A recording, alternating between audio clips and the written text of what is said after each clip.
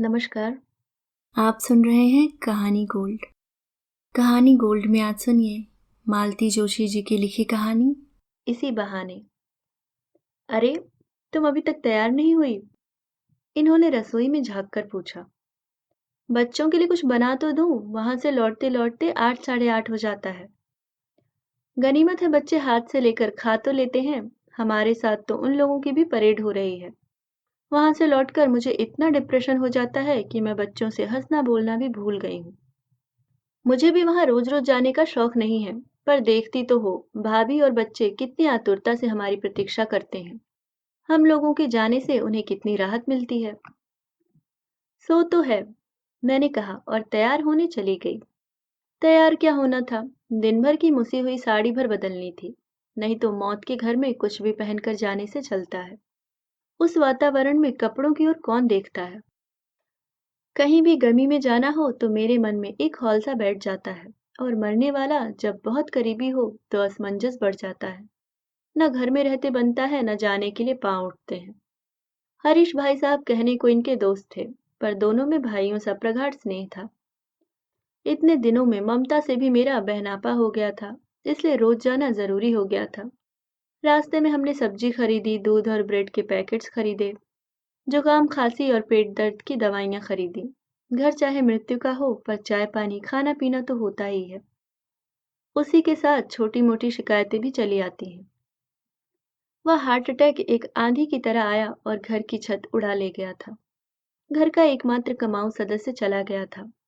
3 दिन तक घर में बीसियों मेहमान रहे, पर किसी ने यह जानने की कोशिश नहीं की कि इतने लोगों का राशन पानी कहाँ से आ रहा है, दूध कौन ला रहा है, सब्जी कौन ला रहा है। सब लोग दिन भर बैठकर सिर्फ गपशप करते रहे। महिला मंडल ममता के पास बैठकर बिसुरता रहा। ऑफिस कैंटीन के एक व्यक्ति को ये बहला फुसला कर ले आए थे, वही रसोई घर संभाल रहा था। हम लोग पहुंचे तो घर में एकदम सन्नाटा था। हॉल में ममता और उसके देवर देवरानी भर थे। बच्चे शायद कोचिंग गए हुए थे। पढ़ाई के कितने दिन नुकसान करते। इन्होंने ही जोर देकर कहा था, बच्चों को अपना काम करने दो, इसी बहाने इस वातावरण से थोड़ी राहत पाएंगे। तीसरे के बाद अधिकांश मेहमान चले गए थे, पर हरीश भैया की बहनें रुकने वाली थीं। इसलिए मैंने छूटते ही कहा, दीदी लोग भी चली गईं क्या? वे तो 13वीं तक रुकने वाली थीं। दीदी लोग यहीं एयरपोर्ट के पास सन सिटी तक गई हैं, ममता की देवरानी अनुराधा ने बताया। क्यों?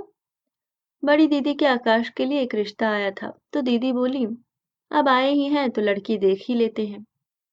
लेकिन इस समय दीदी लोग तो फ्री हो गई हैं ना। मतलब? बहन बेटी का सूतक सिर्फ 3 दिन का होता है, और जीजा जी लोगों का तो सिर्फ 1.5 दिन का। मुझे इन शास्त्रीय नियमों की जानकारी नहीं थी। बस उन लोगों का वहां जाना अच्छा नहीं लगा, इसलिए मैंने कहा, सूतक नहीं है तो क्या हुआ, 13वीं तक तो रुक रही है ना, बाद में चली जाती। पर जीजा जी तो नहीं रुकेंगे ना। आदमी लोग काम धंधा छोड़कर कितने दिन रुक सकते हैं। जीजा जी कल ही बेंगलुरु चले जाएंगे। इंदौर वाले जीजा जी भी कल चले जाएंगे। वे कार लेकर आए हैं। तो छोटी दीदी बोली कि लड़की वालों के यहाँ तांगा रिक्शे में जाना अच्छा नहीं लगता, कार में जाने में रौब पड़ता है। इसके बाद मैं कुछ नहीं बोली। एक आध बार ममता की ओर जरूर देख लिया था। वह रोज की तरह निस्बत चुपचाप बैठी थी। उस बेचारी की तो दुनिया ही उजड़ गई थी। पहाड़ से जिंदगी और बच्चों का भविष्य उसके सामने था। उसे इस सन सिटी वाले रिश्ते में क्या दिलचस्पी होती। कोई 2 घंटे बैठने के बाद हम लोग उठे। दरवाजे पर ही उन लोगों से मुलाकात हो गई। यह क्या, हम लोग आए और तुम लोग चल दिए? छोटी दीदी बोली। हम लोग काफी देर से आए हुए थे, मैंने रुखाई से कहा। हाँ, हम लोगों को थोड़ी देर हो गई, बड़ी दीदी बोली। एक तो वह जगह काफी दूर है और उन लोगों ने जल्दी उठने ही नहीं दिया।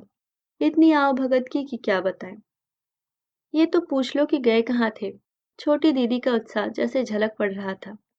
वह सब कुछ बताने के लिए उतावली हो रही थी, बस चाहती थी कि हम एक बार पूछ तो लें। मैंने दुष्टता से उनके उत्साह पर पानी फेर दिया।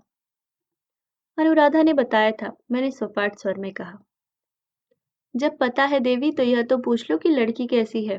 छोटी दीदी ने ताना दिया। कैसी है? एकदम ब्यूटी क्वीन है। दीदी के पूरे खानदान में इतनी सुंदर बहू अब तक नहीं आई है। मैंने तो कहा था, लगे हाथ शगुन भी कर डालो। ऐसे कैसे शगुन कर दें, एक बार आकाश लड़की देख तो ले, बड़ी दीदी बोली। वो देखते ही हाँ कर देगा, शर्त ले लो। छोटी दीदी के उत्साह का अंत नहीं था। लौटते समय मैंने इनसे कहा, छोटे भाई की असमय मृत्यु के शोक से दोनों बहनें इतनी जल्दी उबर जाएंगी, यह नहीं सोचा था। दे आर वेरी प्रैक्टिकल, इन्होंने कहा।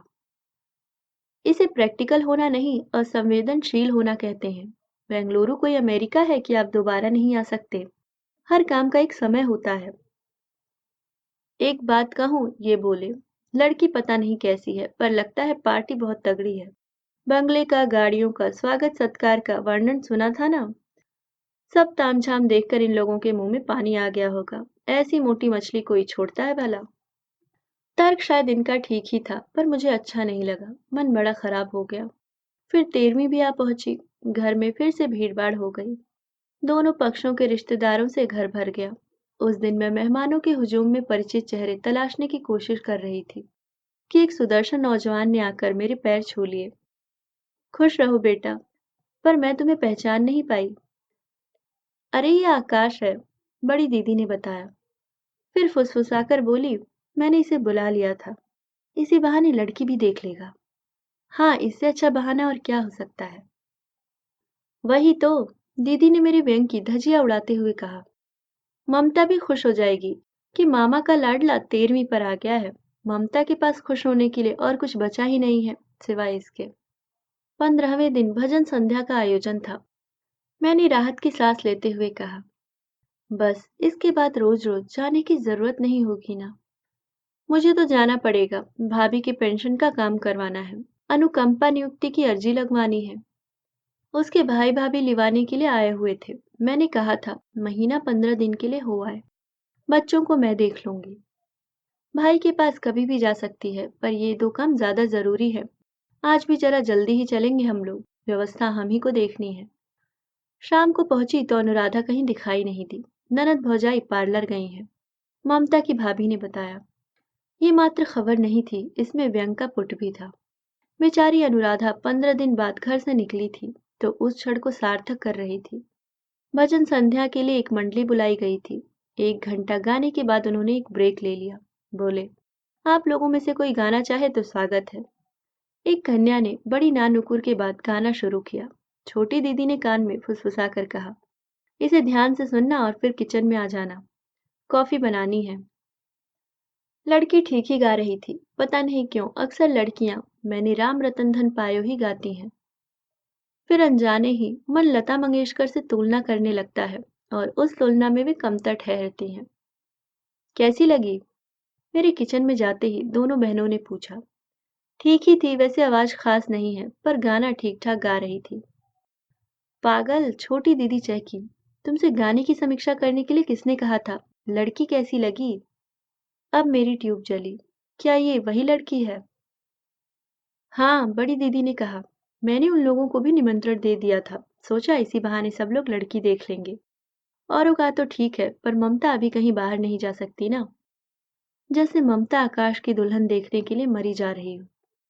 मैंने कहा, दीदी आप तो जीजा जी को बुला लो और लगे हाथ सगाई भी निपटा लो। मेहमान सब आ ही गए हैं। इन मेहमानों का मैं क्या करूं, मेरे ससुराल वाले भी तो होने चाहिए, तो उन्हें भी बुला लो ना। नहीं रे, अभी 1.25 महीने तक इस घर में कोई शुभ कार्य नहीं हो सकता। सगाई अब अपने घर जाकर ही करूंगी। इसी बहाने लड़की वाले भी मेरा घर देख लेंगे और तुम लोगों को भी जरूर आना है। सगाई में न सही पर शादी में जरूर आना। मेरा मन हुआ कि कहूँ, दीदी शुभ कार्य का निमंत्रण अभी इस घर में क्यों दे रही हो। फिर सोचा कि दीदी तो शुभाशुभ की कल्पना को कब से पार कर चुकी हैं।